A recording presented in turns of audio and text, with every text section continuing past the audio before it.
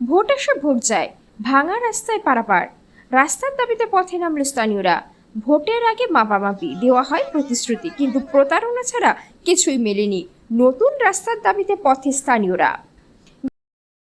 আমাদের হচ্ছে এই রাস্তাটা নিয়ে আগে তৃণমূল সরকার প্রতিশ্রুতি দিয়েছিল যে এই রাস্তাটা হবে, মাপঝোপ করে নিয়ে গেছিল, টাকা স্যাংশন হয়েছিল, আজও পর্যন্ত হয়নি। আমরা এই নতুন সরকারের কাছে আবেদন করছি যাতে আমাদের এই রাস্তাটা হয়। এখানে কোনো রুগীদের আমাদের নিয়ে যেতে, আমি নিজে টোটো চালাই, রুগীকে নিয়ে যেতে গেলে পারে খুবই অসুবিধার মধ্যে পড়ি, গাড়ি যখন তখন উল্টে যেতে পারে। এরকম ভাবে ভাঙা থাকলে হবে? আজকে দীর্ঘদিন যাবত এরকম ভাঙাই রয়েছে। কতদিন ধরে এই ভাঙাটা রয়েছে? অনেক দিন যাবত, আজ প্রায় বছর 3 ধরে এরকম ভাঙাই রয়েছে। 3 বছরের বেশি হবে, 3 বছরের বেশিই হবে, বেশি ছাড়া কম না। আমাদের যে চলতে অসুবিধা হচ্ছে বলার মতো না। তারপর ঘটনাটি গয়েশপুর পৌরসভার 14 নম্বর ওয়ার্ডের। দীর্ঘদিন ধরে ভগ্ন অবস্থায় রাস্তা। স্থানীয়দের অভিযোগ, ভোটের আগে তৃণমূল পরিচালিত পৌর বোর্ডের প্রতিনিধিরা রাস্তার মাপ করে নতুন রাস্তার প্রতিশ্রুতি দিয়েছিল, কিন্তু ভোট মিটলেও প্রতিশ্রুতি পূরণ করতে পারেনি। এই রাস্তা খুবই গুরুত্বপূর্ণ, প্রত্যহ বহু মানুষ যাতায়াত করে এই রাস্তা দিয়ে। স্কুল, কলেজ, বাজার এবং অসুস্থ মানুষকে হাসপাতালে নিয়ে যেতে এই রাস্তাই একমাত্র সম্বল। একদিকে রাস্তার কঙ্কাল দশা, অন্যদিকে বর্ষা, তার মধ্যে দিয়ে যাতায়াত। মাঝে মধ্যে দুর্ঘটনায় পড়তে হয় পথচারীদের। তাই এই দিন রাস্তার দাবিতে পথে নামল স্থানীয়রা। নতুন সরকারের ওপর তাদের ভরসা আছে। এইখানে বিক্ষোভ হচ্ছে, আমাদের রাস্তার খুব দুরবস্থা, খুব দুরবস্থা। এইটা টিএমসির আমলে একবার মাপঝোপ করেছিল, সব কিছু করেছিল, টাকা পয়সাও স্যাংশন হয়েছিল। তারপরে এই রাস্তাঘাট আমাদের কোনো রকম ভালো হয়নি।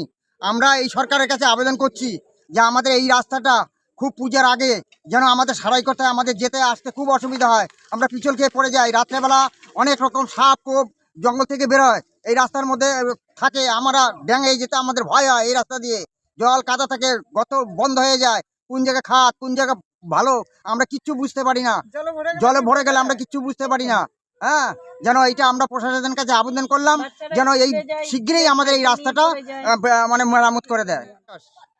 এখানকার বাসিন্দাদের খুবই খারাপ অবস্থা, জল জমে গেছে, রাস্তা ভেঙে গেছে, গাড়ি ঘোড়া চালানো যাচ্ছে না, স্কুটি নিয়ে গেলে বা অটো টোটো উল্টে যাচ্ছে। রাস্তা যদি এরকম খারাপ হয় তাহলে আমাদের পক্ষে চলা অসম্ভব হয়ে যাচ্ছে। আগের যে সরকার ছিল তৃণমূল সরকার, তারা আমাদের অনেক প্রতিশ্রুতি দিয়েছিল, ভোটের আগে অনেক কিছু দিয়েছিল যাতে ভোটটা পাওয়া যায়, কিন্তু কোনো কাজই হয়নি।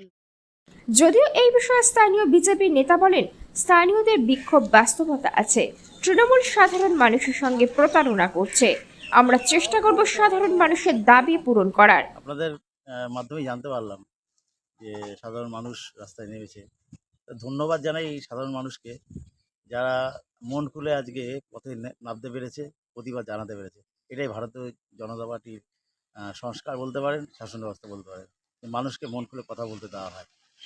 আর মানুষ আজ মন খুলে তাই বলেও দিয়েছে যে তৃণমূল দলটা কীভাবে কাটমানি খাওয়ার লালসায় কোনো কাজকে স্যাংশন করে কাজটাকে বাস্তবে রূপান্তরিত না করা, এটাই তাদের কাজ যাচ্ছে।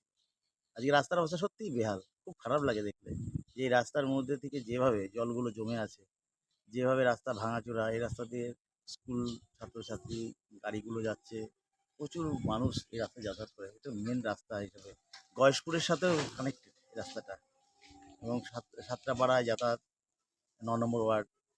এই রাস্তাটার এরকম অবস্থা, অতি সত্তরই রাস্তার কাজ দরকার, কিন্তু আমরাও নিরুপায়, পৌর বোর্ড নেই। এই বিগত পৌর বোর্ডে যিনি চেয়ারম্যান ছিলেন, তৃণমূল দলটাই বলেছে যে দুর্নীতি হয়েছে, চুরি হয়েছে। চোরেদের সরকার তো বেশি থাকতে পারে না। 18টা কাউন্সিলরই করাপ্টেড ছিল, চেয়ারম্যান নিজেও এই চুরির মূল পান্ডা বললে চলে। সেই জায়গায় দাঁড়িয়ে অবস্থা এরকম হওয়াটাই স্বাভাবিক। আমি এটুকু বলবো, আশ্বাস দেব জনসাধারণকে যে ধৈর্য ধরুন, পৌর বোর্ড গঠন হোক, ভারতীয় জনতা পার্টি পৌর বোর্ড গঠন হওয়ার পরে আপনাদের মনে যে স্বপ্ন আছে, সকল স্বপ্ন পূরণ হবে। কী নাম আপনার? আমার নাম সুবীর বিশ্বাস, ভারতীয় জনতা পার্টি গয়েশপুর শহর মণ্ডলের সাধারণ সম্পাদক।